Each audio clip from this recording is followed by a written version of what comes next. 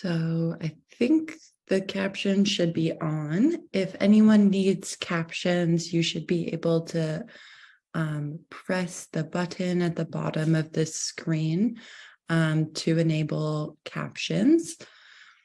We are going to start now. I'm just gonna get rolling. So thank you so much for being here today. My name is Megan Linton, and I'm the policy lead with the Disability Justice Network of Ontario. We are here in support of Michal, and I'm so glad that you'll get to meet him today. I'm calling from Ottawa, the unceded, unsurrendered territory of the Algonquin and Anishinaabe people. And the Disability Justice Network is based in Hamilton, the city with the largest disability population in Canada.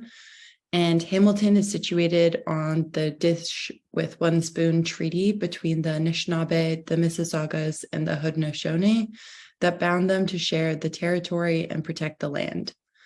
Subsequent Indigenous nations and people, Europeans and newcomers have been invited into this treaty in the spirit of peace, friendship, and respect. Today, disabled Indigenous peoples across Canada are forcibly removed from their communities and forced into nursing homes far from their families, communities, and cultures. We at the Disability Justice Network are in solidarity with the calls to action for increased access to healthcare on reserve and in rural areas that would challenge the colonial systems of institutionalization. The Disability Justice Network of Ontario is an organization that aims to build a just and accessible Ontario, wherein people with disabilities have personal and political agency, can thrive and foster in community, and can build the power, capacity, and skills needed to hold people, communities, institutions responsible for the spaces that we create. And we're here today with morbid urgency on behalf and in support of Michal Kaliszan and his urgent need for additional attendant services. I met Michal about 5 or 6 months ago and immediately knew that Michal was a compassionate, resilient, and determined member of our community, and that I would do anything to fight like hell to make sure that he remains in it. Without access to additional support in the community, Michal will die, and we support Michal's right to live in community. We support Michal's inherent right to life, liberty, and security of the person, and his right to be free from discrimination as provided and outlined in Sections 7 and 15 of the Canadian Charter of Rights and Freedoms, and outlined in Article 19 of the United Nations Conventions on the Rights of Persons with Disabilities. We at DJNO believe that people deserve to live in community and receive the care they need to survive. The current inability to create systems of care is a failure of our systems and the support we claim to provide. Michal's situation is one of many that demonstrates that depriving someone of the care they require to live in community can be deadly. Our communities are better when disabled people are in them, and I'm so grateful that Michal is in ours, and I'm going to turn it over to him now.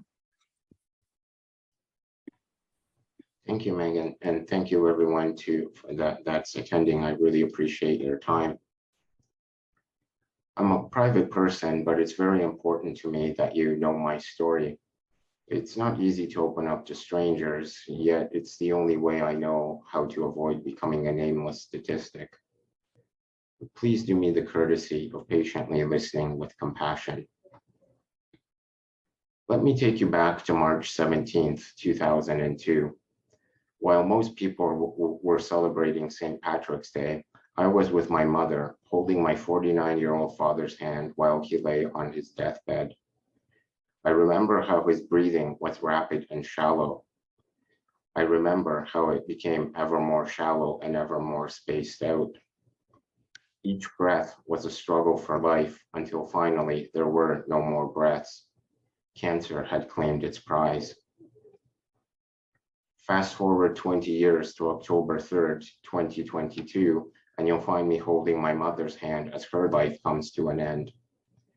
I remember the sadness in her eyes, despite her giving me more than a son could ever ask for.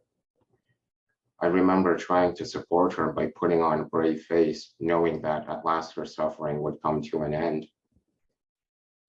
I remember the shame of failing her when a visible twinge of terror shot through me like a lightning bolt as she began to close her eyes for the last time.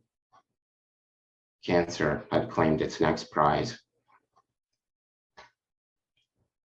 When my father died, it was a heartbreaking situation, but it brought my mother and I closer together in a very deep and very special way. We were facing uncertain times ahead, but I never once felt any fear for the future because I knew that together we would make it through whatever may come. Now that I am alone, I am afraid. As my choices dwindle down to maid or subsisting in indignity, I am truly terrified that I will choose to end my life. A lot transpired in the 2 years between my mother's diagnosis and her passing. It all began in October 2020 when mom's health deteriorated to the point that we had to go to the ER. After a few days of 8 hours or more in the ER, we were told she had a tumor in the brain and lung. Immediate surgery was required for the brain tumor, and the LIN urged me to enter long-term care temporarily. When I refused, the LIN agreed to provide me with 24/7 home care temporarily via crisis hours, as long as I agreed that the caregivers would not do any meal preparation. The morning before mom's surgery, the LIN called that none of their providers can take on my care and that mom should reschedule her surgery. I was shocked and appalled at this callous treatment. After voicing my concerns, the LIN agreed to a tripartite agreement, and I was left by myself to find a willing service provider with only half a day's notice. As my mother's cancer progressed, we asked many different sources for help, and invariably, we were referred back to the LIN. The LIN continued to tout long-term care as the best option, but suggested that if I am adamant at remaining in my home, then direct funding would be the best choice. For lack of better options, I joined direct funding despite knowing that it was only a partial solution, since the amount of hours that I would get would not be nearly enough for me to survive without a family caregiver. In August 2022, mom's cancer had spread to the pancreas and liver, requiring multiple admissions to the hospital. During this time, LIN staff pressured my mother to convince me to get admitted into long-term care. Mom refused and pleaded with hospital staff to release her so that she could try to help me at home, even though she needed help to take care of herself. While mom was hospitalized, I shed many tears writing a GoFundMe campaign to raise enough money to hire personal support workers and attendants privately. It was a degrading experience to publicly beg for money, but it was the only way I could think of to try to bring mom some peace of mind at the end of her life. During a September 2022 meeting with LIN staff, my mother and I were in tears asking for help to care for me, but again, we were told long-term care. The LIN staff went so far as to say that I needed to finally accept that my life must change. The change they were asking me to accept amounted to a complete loss of identity, employment, and community. The change they were asking me to accept would have been a grave dishonor to the sacrifices my parents made to build me a good life in Canada. Mom and I both adamantly refused to accept this and said we'll take our chances with GoFundMe. For the last several months, I've put in 50 to 60 hour work weeks, 40 hours at my job to support myself, and 15 to 20 hours per week of survival planning. That is, managing existing attendance, recruiting new attendants, lobbying for funding, and various advocacy work. Can you imagine how grueling this is for a person with a neuromuscular disease? The first thing on my mind when I wake up is, how am I going to survive? And it is also the last thing on my mind when I go to sleep. I am no longer capable of relaxing, as the mere thought of engaging in a recreational activity fills me with anxiety and guilt that I should instead be doing more to survive. Physically and mentally, I am exhausted and on the brink of giving up. I am dismayed at the harm brought upon me and my mother by a system that could have chosen to help, but instead chose inaction and adherence to the status quo. My mother deserved to have the space to be sick instead of worrying until her dying breath about what would become of me once she's gone. I deserve to have time to grieve the loss of my mother without feeling guilty and overwhelmed that survival planning must take priority. Despite all my effort, my future remains dangerously uncertain as hard deadlines loom. At the end of March, I will not only lose the essential personal support provided by my uncle, who is visiting from Poland, but also the help of my most experienced attendant, who is moving out of the province.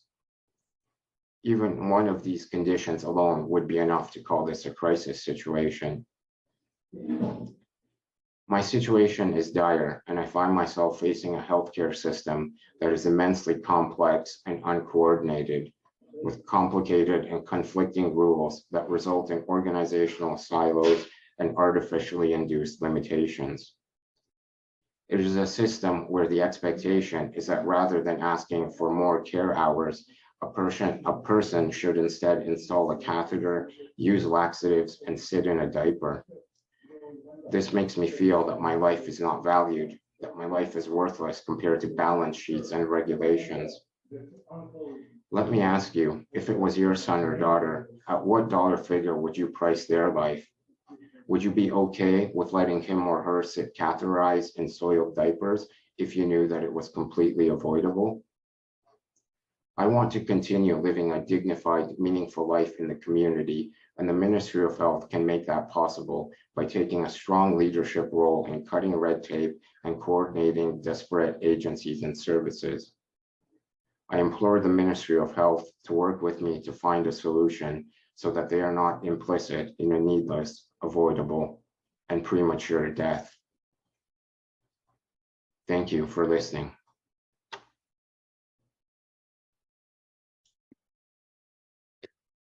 Thank you so much for sharing your story, Michael. I think that so many people need to hear this story and recognize the various forms of harm that are happening and the ways in which you can be supported and given access to community. Michael is a software engineer, a homeowner, and someone who has many of the supports that so many disabled people don't have access to. And yet you're still battling so many of the systems that are refusing to see you as a human being and that are refusing to make changes to, yes, a very complicated and difficult to navigate system, but there's ways to engage with creativity, with compassion, and with willingness to try new things in order to provide the support you need to survive. So I have a question coming in for you, which says, "Hi, Michael, can we help you advocate in any way?" Yes, of course. I mean, raising awareness is a key step in the advocacy process. So reaching out to representatives in the organizations involved in providing some of these services, even reaching out to local MPPs, for example, putting pressure on the people and the decision makers that are able to work with us to help find a solution.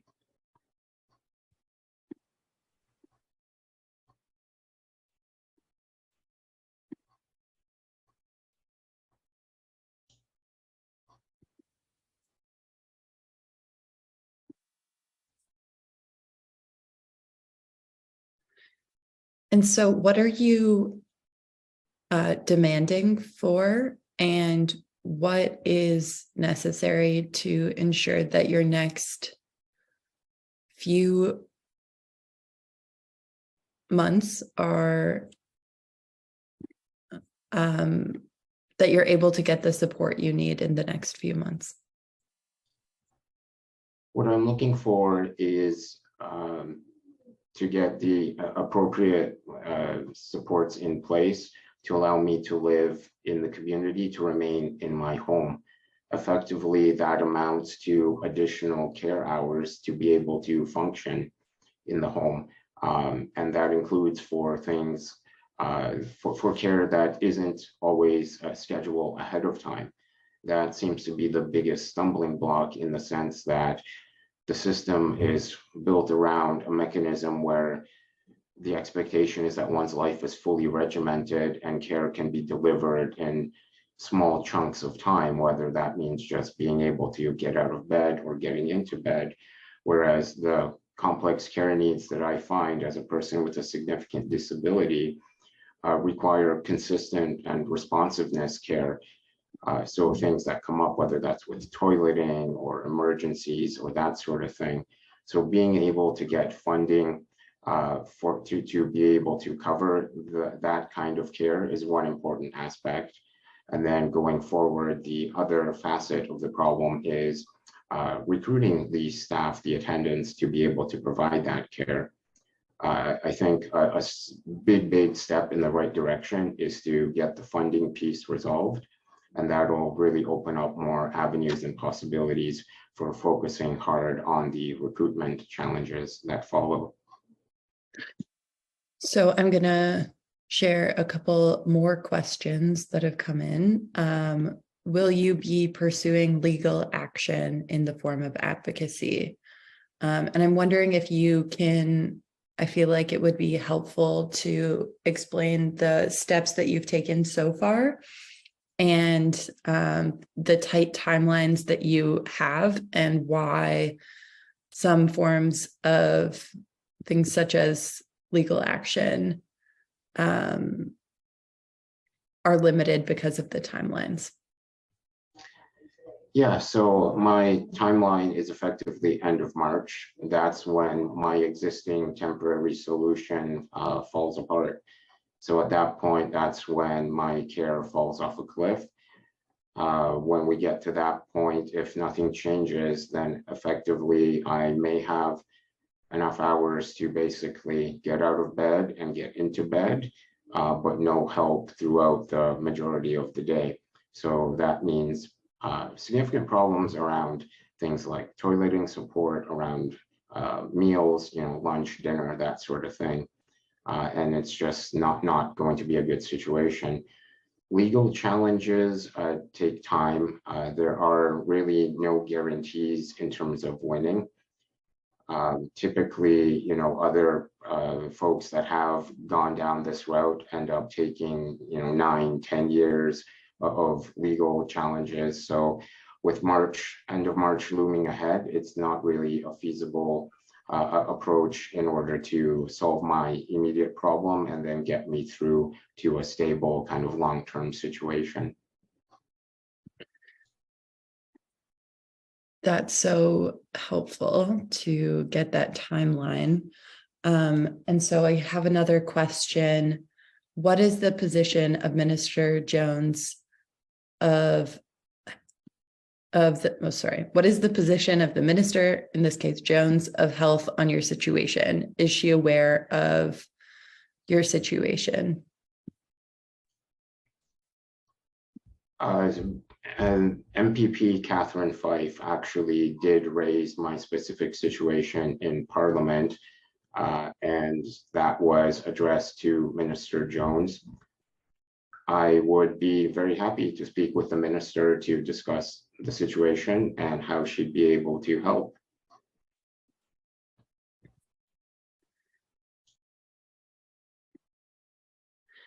And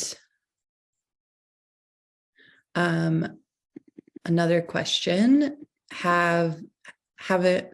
this person said, having worked for the LIN, I'm curious to know what their response was when you asked for support. The response effectively was long-term care.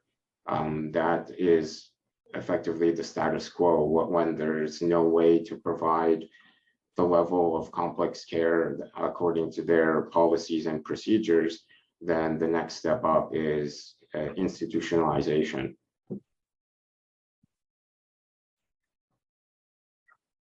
It's so horrifying that the primary response has been so consistently that you should move to long-term care. This makes me furious, and for a few different reasons, but recognizing the harms of long-term care is so essential to understanding why you're demanding these supports and why you need the access to community. For people who don't know, typically when you move into long-term care, you're there for about 18 months.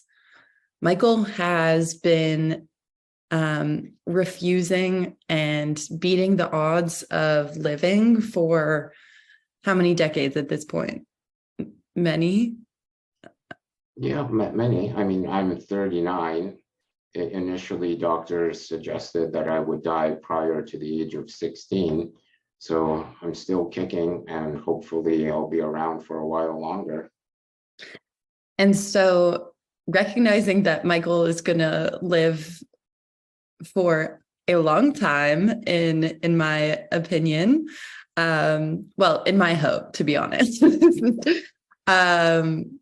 moving into long-term care at this time would mean that you would be forced to be there for a really significant amount of time.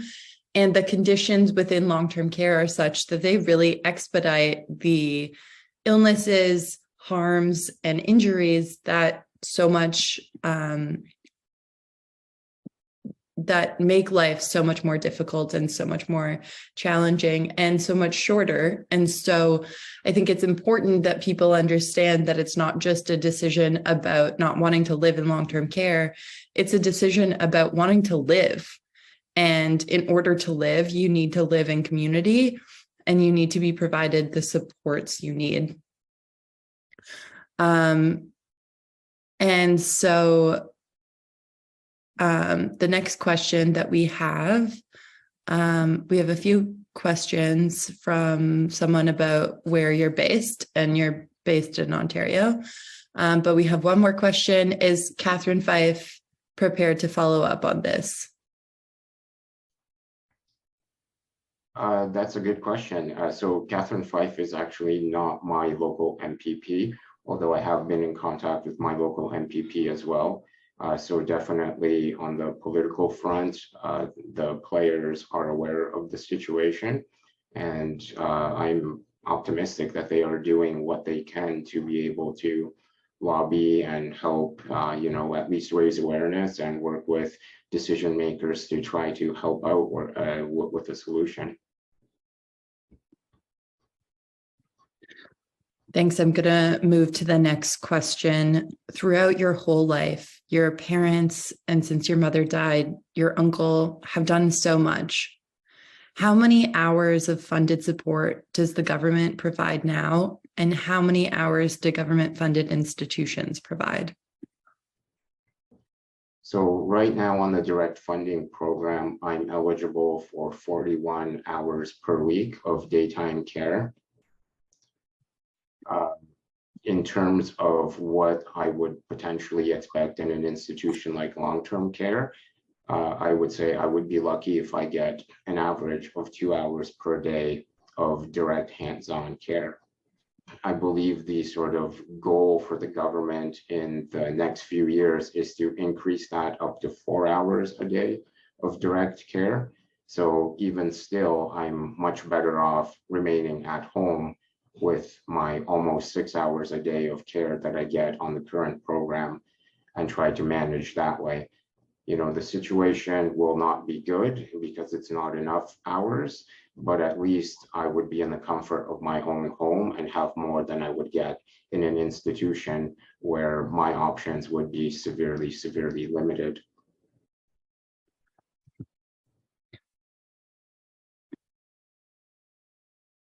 Thank you so much. Yeah, it's horrific that they keep suggesting long-term care when the hours of care support you need are greater right now in your home.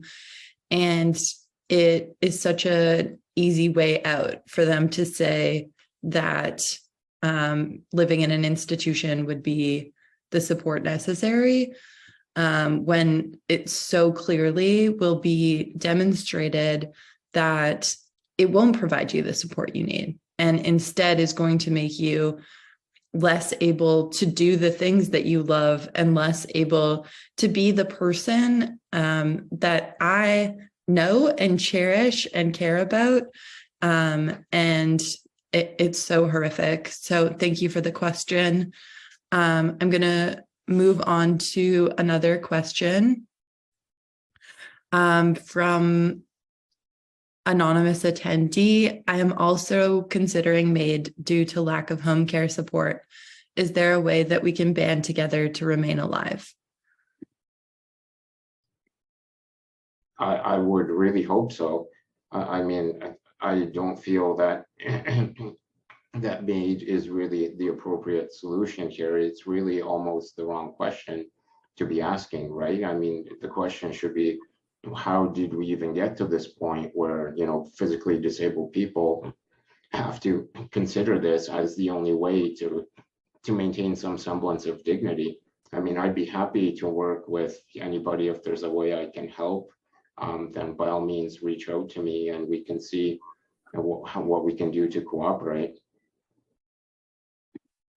Yeah, and I would definitely suggest reaching out to DJNO, and we will offer the whatever support we can. So our next question comes from Patricia. What has HCCSS offered? Can you cobble together direct funding plus other government supports? And this is kind of where we get into the complicated system with unclear rules. It's an avenue that we're hoping to pursue to see if that would be possible, but the rules being so convoluted and at times conflicting with each other without a strong sort of central coordinating authority, it's oftentimes the case where it's simpler for agencies to just over the fence saying, we can do X, Y, and Z. We don't know what this other agency can do. That other agency can do A, B, and C, but not X, Y, Z. Well, who can coordinate between those two? So some level of high-level coordination would be required to get answers to those kinds of aspects. And really that, I think, is where the Ministry of Health can really take on a critical role. Thanks so much for that question. We have another question. Is this session being recorded and can it be shared? Yes, this session is being recorded and will be shared, available afterwards. It'll be on our YouTube channel, and we'll have links to it on all forms of social media and our website. Gonna move to the next question. You mentioned difficulties with recruitment of care workers. How competitive are the pay rates offered under direct funding? Is that part of the problem? And how do direct funding rates compare with the wage levels in long-term care? Yeah, it is part of the problem. So recently with the temporary pandemic pay increase becoming a permanent thing from the government, those pay rates did go up slightly. But in a recent assessment that I did of just my local area in Ontario, it's still noticeably behind compared to other home care agencies and as well as other institutions like nursing homes, retirement homes, that sort of thing. And it's not just necessarily a question of hourly compensation or salary, but moreover around total compensation. Typically, if one works for an agency, particularly a bigger agency or a bigger institution, then that opens up possibilities, at least for full-timers, to potentially have access to things like benefits plans, health plans, retirement plans, that sort of thing. Whereas in the case of something like direct funding, then really the only form of compensation is that hourly rate, and that has to account, make up in some way for the difference for all those things that you would be missing. So it is definitely a highly competitive market, and I think that's really even driving up the sort of expectations around hourly wages even more.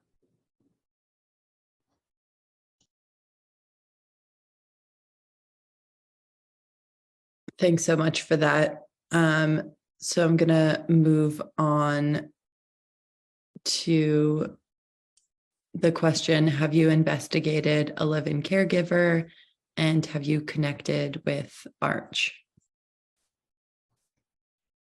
Yes, to both of those. So I am still looking into the possibility of a live-in caregiver. So it's something that I have been doing in the past. Unfortunately, it's not very simple to find the appropriate person. It's much more complicated than just doing a sort of tenant landlord agreement, right? The person definitely has to be able to make more of a commitment if they're going to also be a care provider. So that option is definitely on the table. I'm not discounting it, but it is not something that I can see a clear path from A to B to find somebody, particularly in the next few weeks that I've got left. And in terms of Arch, yes, I have been in touch with them to investigate the sort of potential legal avenues that might exist, and that's basically what I mentioned around timelines, not really making that a feasible path forward.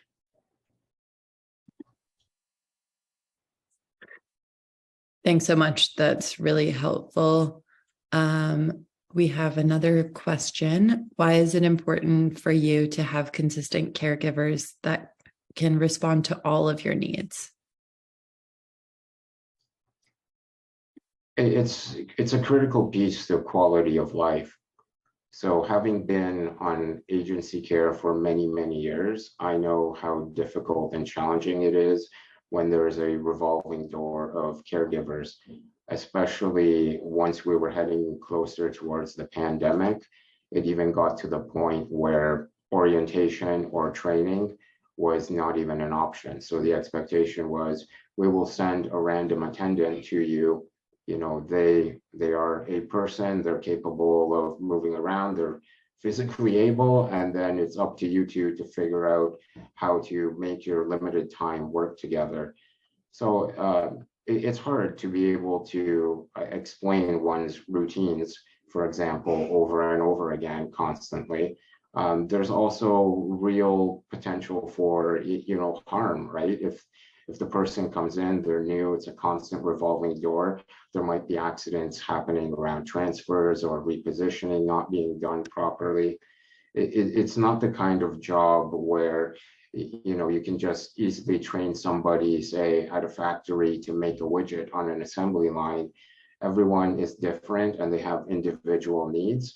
So we're not just kind of cogs in the wheel where a person is interchangeable. It takes time to build up that rapport with the person. And it takes time to effectively open up, because you're really letting in that person into very intimate aspects of your life.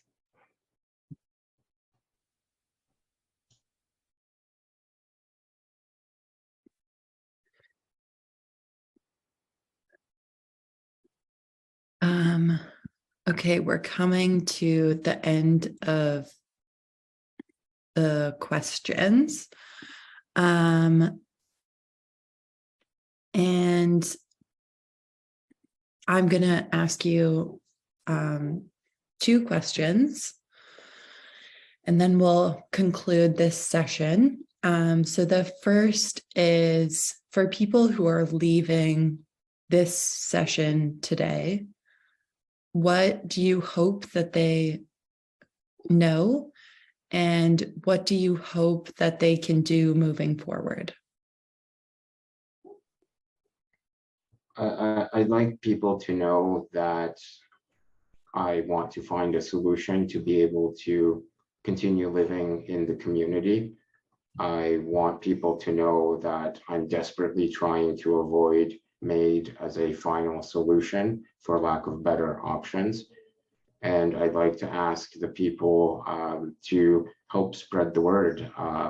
Reach out to your local officials, reach out to the authorities, let them know that there are more eyes on this situation, that people are supporting my right to live in the community.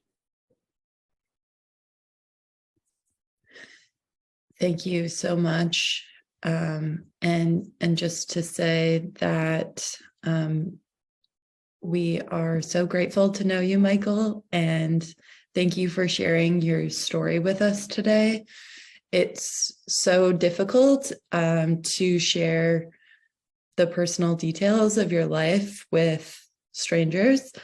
And I know, because of how private and introverted you are, that this is not something you do lightheartedly. This is an act of urgency and a demand for safety and support to continue living, to continue being a generous and caring community member that you are.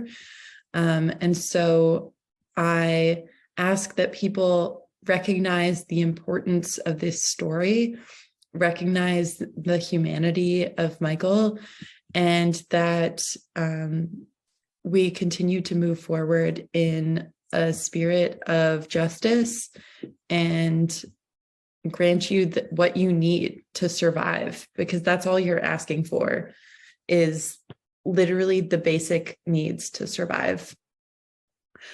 So we'll be sending out a press release later that everyone can stay tuned for. I see one more question. Oops, popped in the thing.